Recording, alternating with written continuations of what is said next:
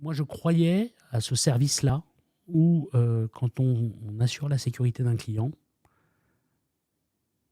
heu, il peut avoir des problèmes à n'importe quel moment, à n'importe quelle heure. Donc la réactivité, la disponibilité font partie vraiment de l'ADN de l'entreprise et c'est ce qui nous différencie.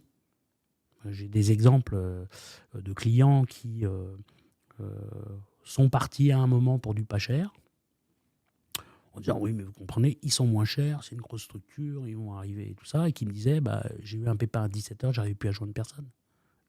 Et ce jour-là, il m'a appelé en me disant: «Je sais», alors, c'était devenu une bonne connaissance. Il me dit: «Je sais ce que tu vas me dire, mais tu avais raison».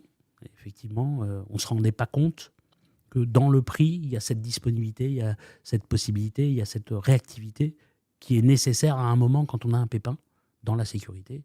Il faut qu'on ait quelqu'un au bout du fil qui soit capable de prendre des décisions et de nous amener un service. L'événement, c'est des montées d'adrénaline, c'est, un laps de temps très court, faut organiser les choses, faut que ce soit parfait à l'ouverture de l'événement. Enfin, c'est une excitation particulière que j'aime bien et qui reste, un petit peu dans mon ADN depuis toujours. Donc je souhaite la conserver parce que pour moi, c'est quelque chose de bien et on apprend beaucoup.